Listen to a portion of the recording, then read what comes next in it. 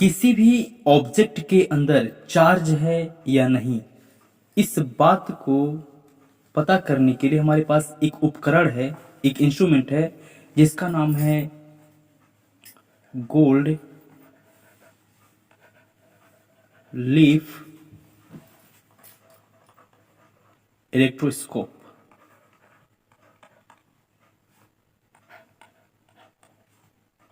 यानी इस उपकरण द्वारा हम यह पता कर पाएंगे कि किसी भी ऑब्जेक्ट में चार्ज है या नहीं। तो ये उपकरण होता कैसा है, इसके लिए हम एक डायग्राम बनाएंगे।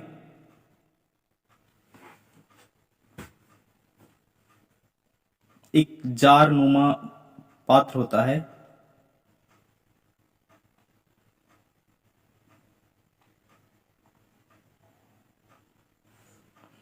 और इसमें एक मेटल की रॉड होती है।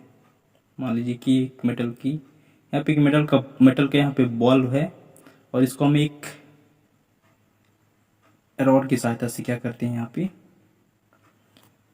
एक रॉड लगा देते हैं। ओके,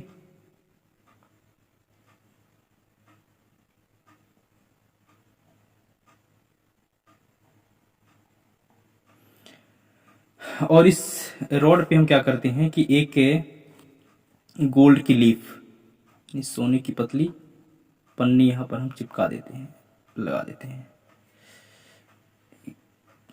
खराब हो जा रहा है।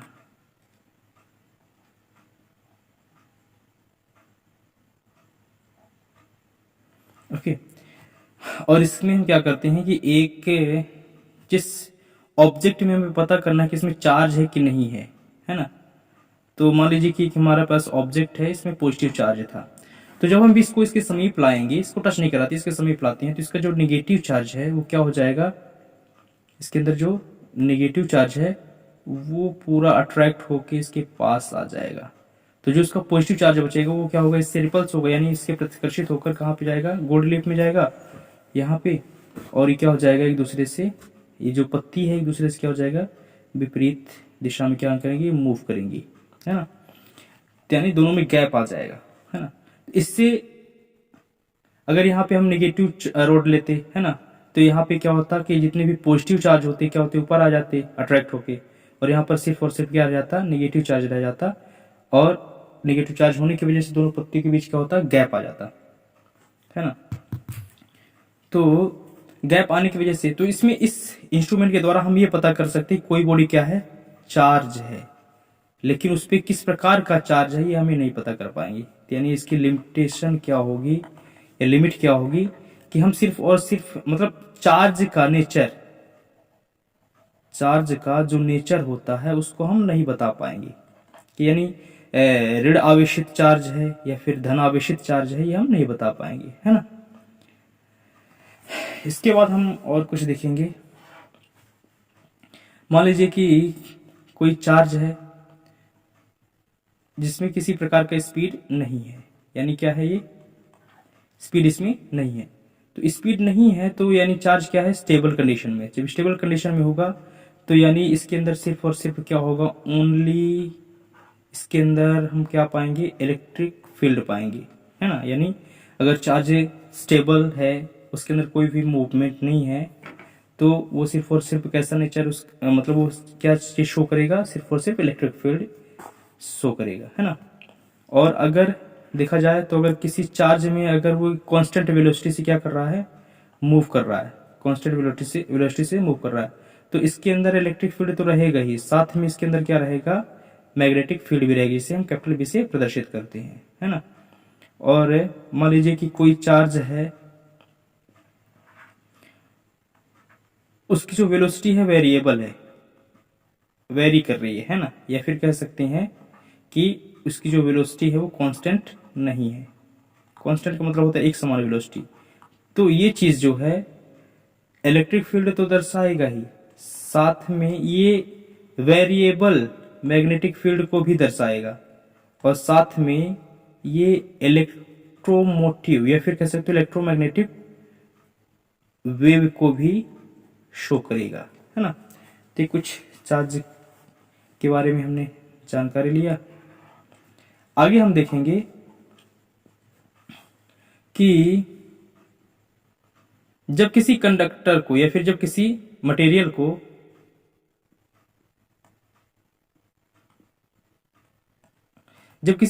हम क्या करते हैं, चार्ज देते हैं, किसी भी कंडक्टर को हम क्या करेंगे, चार्ज देते हैं, तो वो चार्ज क्या होता है, उस बॉडी के ऊपर यूनिफॉर्मली क्या होता है, या फिर उस बॉडी के सरफेस में क्या होता है, डिस्ट्रीब्यूट हो जाता है ना। और अगर हमारा बॉडी यूनिफॉर्म है तो उसके सरफेस पे होगा, लेकिन अगर यूनिफॉर्म नहीं है, जैसे कि मैं बात करूं इस कंडीशन में,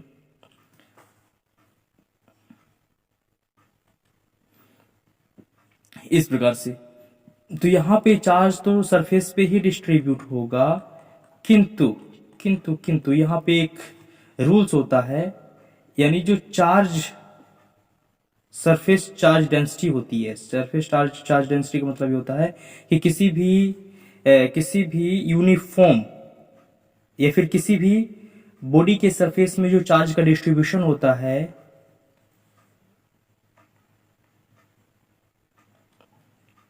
वो अनुक्रमानुपाती होता है किसके, 1/r, जहां पे r क्या है, तो रेडियस ऑफ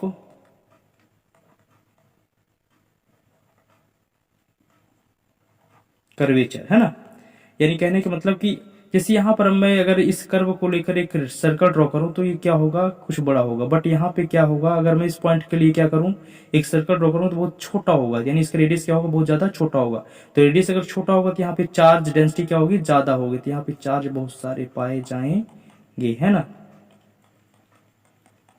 यानी कहने का मतलब किसी नुकीले सिरे पे रेडियस ऑफ कर्वेचर क्या होता है, बहुत कम होता है, और जहां पे रेडियस ऑफ कर्वेचर क्या होगा, बहुत कम होगा, वहां पे चार्ज डेंसिटी क्या होगी, ज्यादा होगी, है ना। इसके बाद हम और आगे देखेंगे चार्ज की प्रॉपर्टी, है ना, कि चार्ज की प्रॉपर्टी कौन कौन सी है, इसको आप ध्यान से पढ़ना है। तो यहाँ पे हम हेडिंग डालेंगे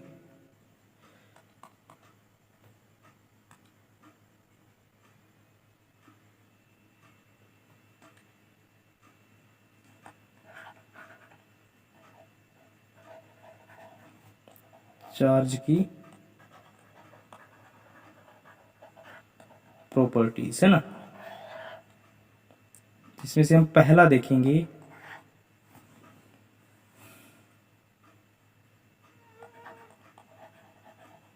एडिटिव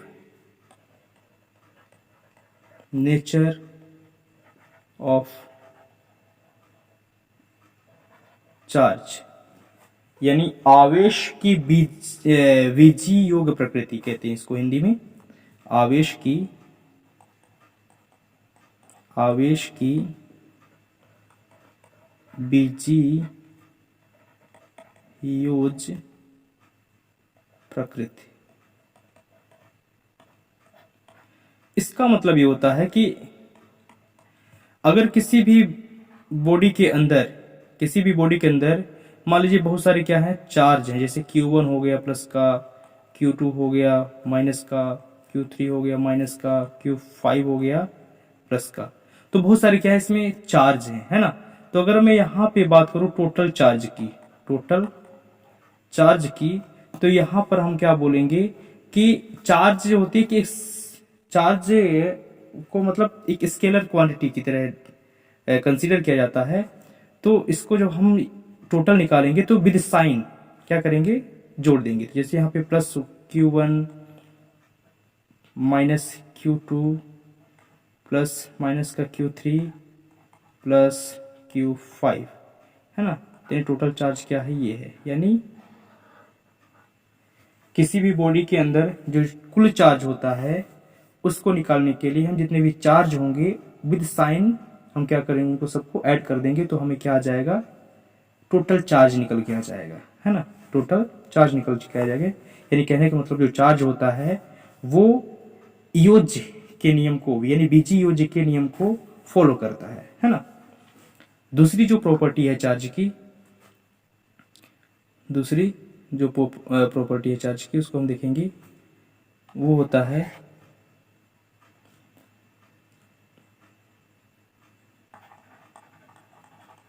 कंजर्वेशन ऑफ चार्ज, यानी आवेश संरक्षण का नियम, है ना। तो आवेश संरक्षण का नियम क्या कि है? चार्ज को ना तो बनाया जा सकता है और ना ही नष्ट किया जा सकता है, बस इसको ट्रांसफर किया जा सकता है एक बॉडी से दूसरे बॉडी पे। ये रॉड है, कोई भी एक रॉड है, तो शुरुआती दौर पे इस पे कोई भी चार्ज नहीं है, यानी Q इक्वल टू क्या है, 0 है। और मान लीजिए कोई ये क्या है, मान लीजिए सिलिकॉन क्लॉथ्स है, इसके अंदर भी टोटल चार्ज क्या है, 0 है। हालांकि इसमें इलेक्ट्रॉन प्रोटॉन है बट चार्ज क्या है, 0 है। बट इनके बीच जब हम कोई रिएक्शन करवाते हैं, लाइक इनको रब किया जाता है, इनको रगड़ा जाता है ना। तो रगड़ने के बाद क्या होगा, इससे मान लीजिए कुछ इलेक्ट्रॉन क्या हो गए, निकल के इसमें आ गए। तो जब रगड़ेंगे तो इससे जब इलेक्ट्रॉन निकलेंगे तो इस बॉडी पे मान लीजिए कि इससे 5 इलेक्ट्रॉन क्या हो गए, 5 इलेक्ट्रॉन क्या हो गए, निकल कर कहाँ चले गए, सिल्क वाले कपड़े में चले गए। तो इसमें कितने के चार्ज बचेंगे, इसमें प्लस का 5 चार्ज होगा, यानी पॉजिटिव चार्ज होगा। और जो क्लॉथ्स है, चूंकि इसमें इलेक्ट्रॉन हमने क्या किया, ऐड किया, तो इसमें कितने हो जाएंगे क्लॉथ चार्ज, चूंकि माइनस इलेक्ट्रॉनों की संख्या बढ़ जाएगी 5, इसमें कौन सा चार्ज आ जाएगा, -5 ही चार्ज आ जाएगा।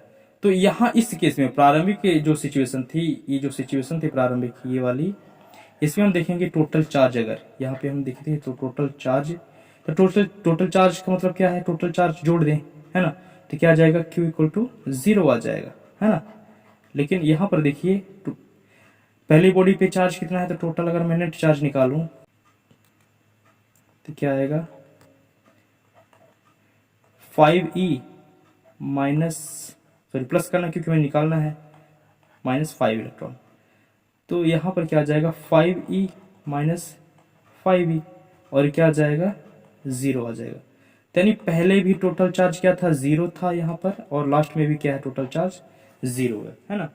तो इस प्रकार से हम कह सकते हैं कि किसी भी एक आइसोलेटेड सिस्टम, यानी किसी भी एक निकाय के अंदर जो टोटल चार्ज होते हैं वो क्या होते हैं, संरक्षित रहते हैं, है ना, यानी नियत रहते हैं। अगली प्रॉपर्टी है जो तीसरा है, क्वांटाइजेशन ऑफ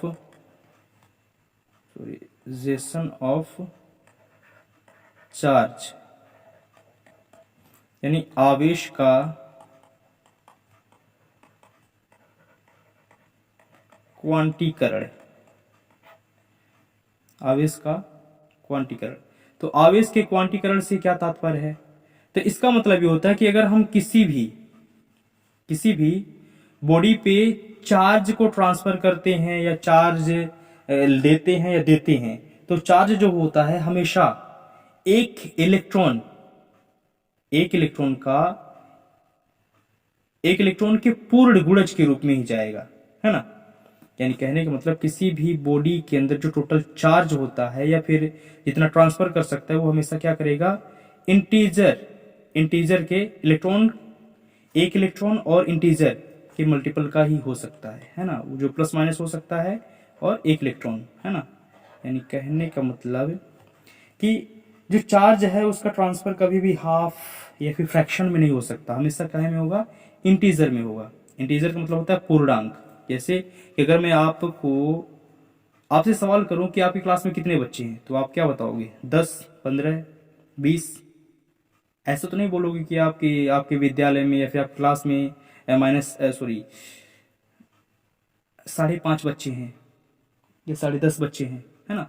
तो फ्रैक्शन में जिस प्रकार आप काउंटिंग नहीं करते हो, लाइक एक स्टूडेंट की संख्या को, उसी प्रकार चार्ज का भी काउंट जो होता है हमेशा एक इलेक्ट्रॉन, मिनिमम एक इलेक्ट्रॉन, है ना, और मैक्सिमम n की वैल्यू आप 0 से लेके 1, 2, 3, है ना, 4 इनफाइनाइट तक ले सकते हो, है ना।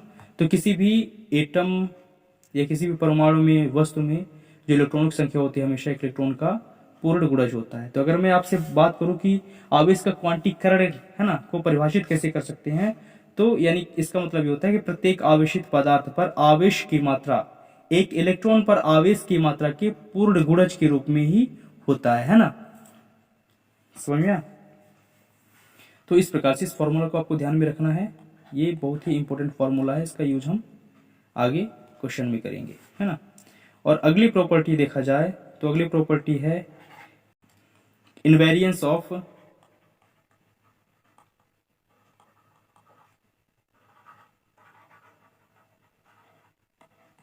चार्ज। इनवेरियंस ऑफ चार्ज का मतलब ये होता है आवेश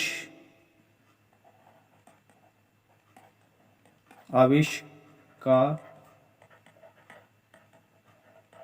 निश्चितता, है ना। इसका मतलब ये होता है कि चार्ज चाहे तो रेस्ट में रहे या फिर चार्ज चाहे तो मूव करता रहे, है ना।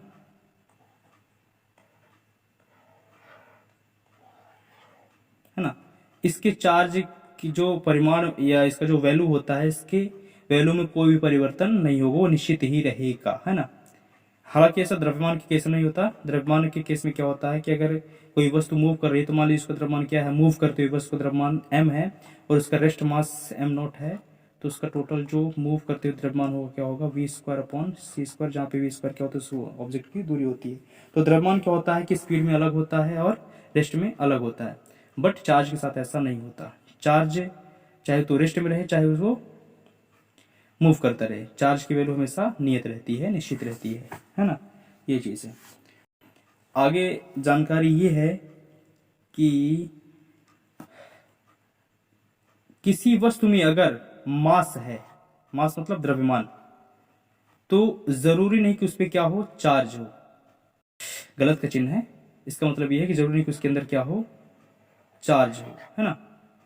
मास होगा लेकिन जरूरी नहीं कि उसके अंदर चार्ज हो, है ना। जैसे कि न्यूट्रॉन के अंदर मास होता है, न्यूट्रॉन के अंदर मास होता है लेकिन चार्ज नहीं होता है, चार्ज 0 होता है ना। तो इसका मतलब यह है कि अगर किसी ऑब्जेक्ट के अंदर मास है तो जरूरी नहीं कि उसके अंदर चार्ज हो, लेकिन अगर किसी भी ऑब्जेक्ट के अंदर चार्ज है तो उसके अंदर निश्चित ही मास होगा। विदाउट मास, अगर मैं इसको कम शब्दों में बताना चाहूं तो विदाउट मास चार्ज पॉसिबल नहीं है ना। लेकिन विदाउट चार्ज जो होता है मास क्या होता है, पॉसिबल होता है ना। तो ये कुछ जानकारियां थी, I think. Thank you so much for watching. किसी भी प्रकार की दिक्कत होती है, कोई भी प्रॉब्लम्स है, आप कमेंट करके मुझे बताइए।